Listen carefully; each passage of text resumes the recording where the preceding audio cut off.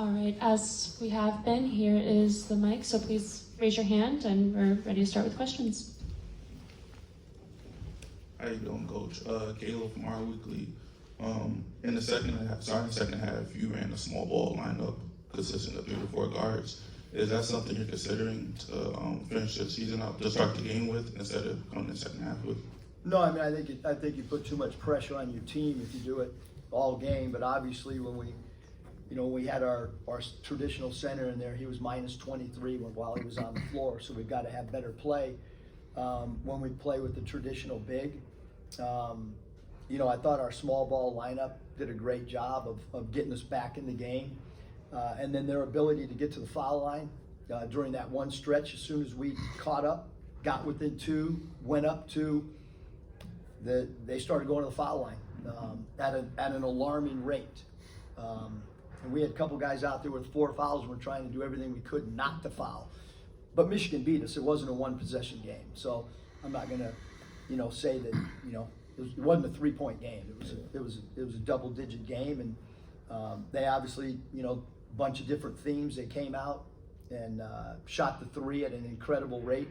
We corrected that at halftime. I don't think they made a 3 in the second half, which is incredible when they made 10 in the first half. We did a great job guarding the paint in the first half. They were 3 for 11 inside the 3-point arc. We led the game in rebounding most of the game, even though they have 2 7-footers.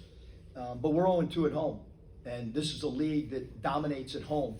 You look at the record of our next 3 road games, it's like 2 losses. You go play at Indiana, there's going to be 20,000 people, 19,000, whatever Assembly Hall is. You go to Illinois, I already know what their student section's like. And then you got Nebraska, and they never lose at home. So we got an uphill battle in this league just based on home court advantage. I mean, there's zero doubt about that when you look at our league and what we have to encounter going on the road. Last couple minutes left. You guys are down 2. Desmond fouls out. You also have Josh, Wesley, Luzo also in foul trouble. For most of the night. In general, any frustration kind of with the referees from you with how this game was being called? I mean, there is, but I'm not gonna say it. I'm a first-year coach in the league. So is Dusty, but it's not worth talking about, to be honest, because there was a stretch there that we were not trying to foul. Like we were trying to be super disciplined, and they went to the foul line when we were way more aggressive early in the game, and there wasn't fouls. So it is what it is. There's no excuse. Michigan beat us. Like I said, it wasn't a 1-point game. Then I might have a different tone about that. But they went to the foul line at boom, boom, boom right when we caught up. I think there was 6 to 8 FTAs attempted in a stretch. And when we're switching under and they roll, I mean, that's not a basketball spot to foul. And there was 2 of those, which we got a guard on a 7-footer. I don't, and he's rolling. But like I said, it is what it is. And Michigan outplayed us. Much credit to them. They had a great crowd. So it's they got a heck of a basketball team with a lot of talented players, and Danny Wolf's an NBA player. I mean, it's flat out become apparent. He transfers up and he's dominating, and so he's the 7 assists for a 7-footer, 21 points. I mean, he's going to be in the NBA next year. So he's worked on his game and he's so efficient, 9 of 12. It's hard when you got a guy that just dominates across the board, rebounding, assists, and points. Hey, Coach. You inserted Kevin Patton in the first half, and he seemed to be a spark off the bench.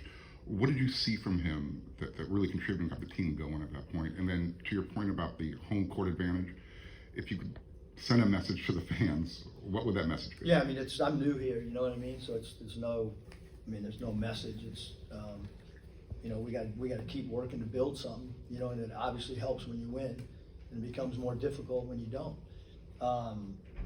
But Kevin Patton, we're going to need some of our young guys to grow. It's our first year. We have 2 guys that when we got the job and we built this team, Terrence Williams was a big part of what we were going to do. He's our one guy that's got Big Ten experience. He's a fifth-year senior. Matt Noling, same thing. No timeline. We have no timeline on either guy when they're back. And so, you know, with those two guys not being available, when you build your team with a bunch of 6'6" guys that are supposed to be switchable, and we're playing small ball, we don't have those two. I'm shocked that our small ball was able to withstand their roster, to be honest with you, but they did. They did a great job. Kevin was phenomenal. I mean, going forward, we're going to need him to play well for us. We're going to need him to continue to grow.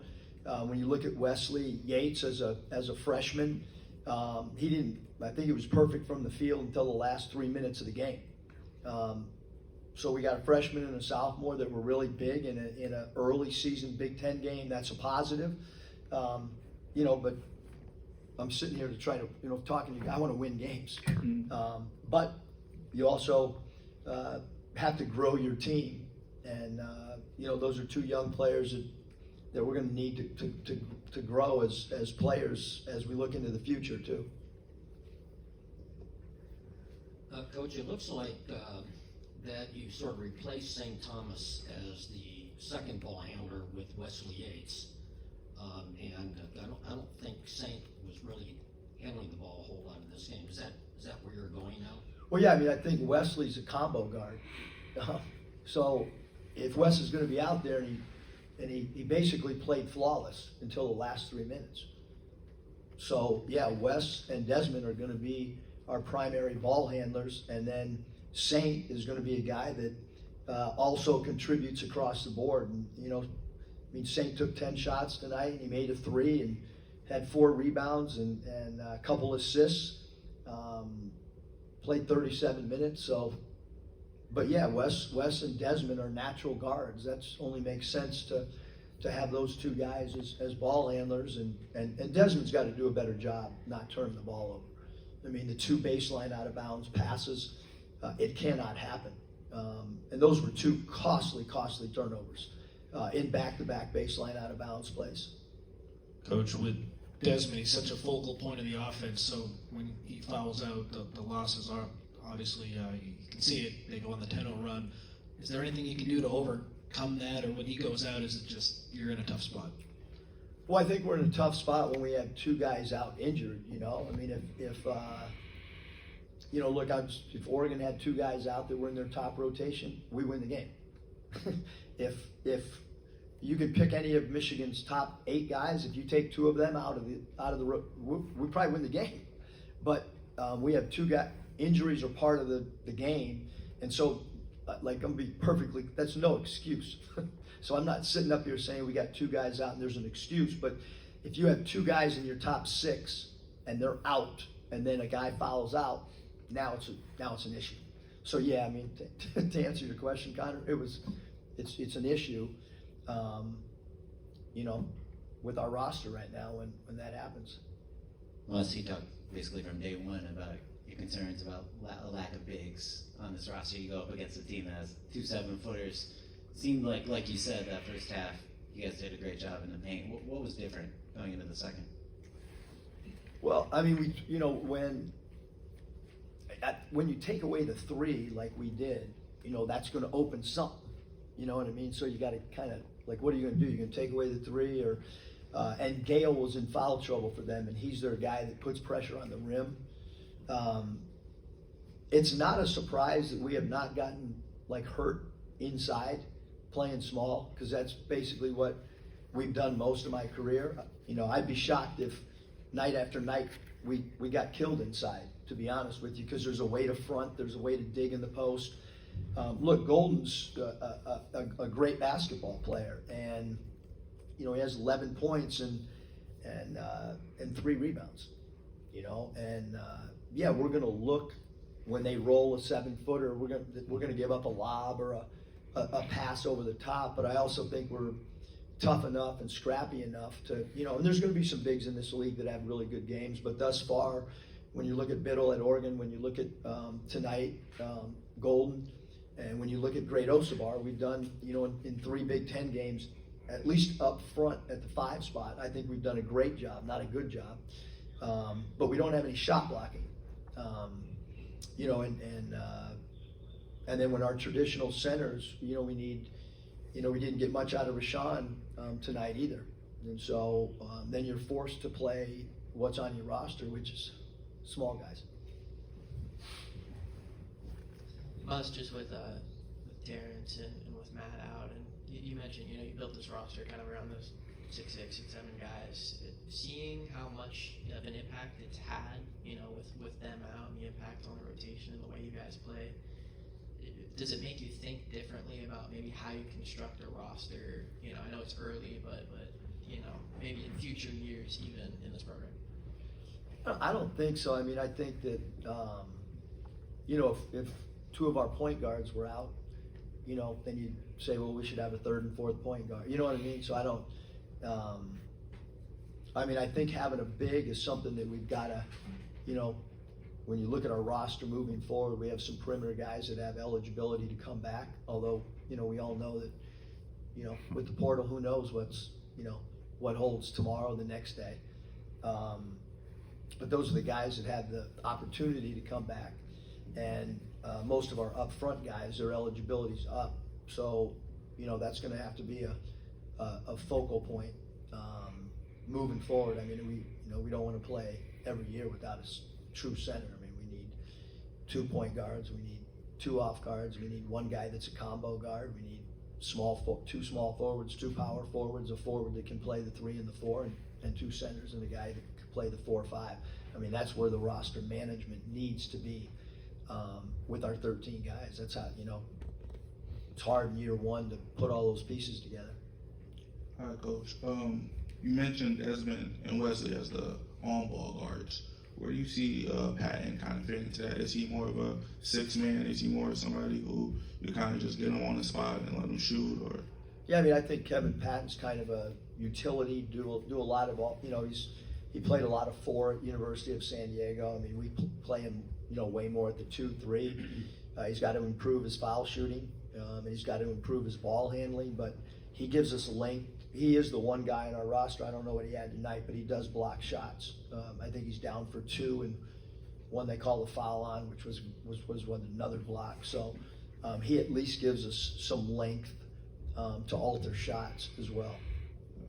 Last question. Us just a couple times now this year, you know, against Oregon, you kind of think back to it, and tonight kind of just games slip away a little bit in the last couple of minutes, and maybe you could have predicted that with a pretty new team. But again, going into kind of that road stretch that you mentioned, like how do you get this team to be able to close games a little bit better, you know, than they have been? Yeah, I mean, I would say that you know, those 2 teams are they both execute well.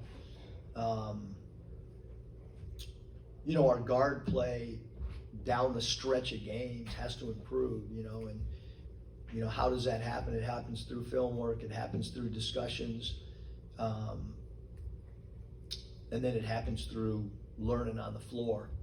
You know, I mean, I hope that if Desmond's an inbounder again, which he might not ever be again, but if he does inbound the ball, I hope that he is alert and ball fakes and understands where the reads are and doesn't just, you know, throw the ball and hope that the offensive player seals a guy. And certainly if you have a turnover on a baseline out, it's also the guy receiving the pass, his job to seal off a defender. So, I mean, I've never had a team not inbound the ball cleanly like we saw tonight. So that's super discouraging. But you know, you got to be super alert when you're an inbounder. It's like a quarterback. You can't throw a pass in traffic. And so you know, we've got to clean that up. That was a huge issue tonight in crunch time. All right, thank you, everybody.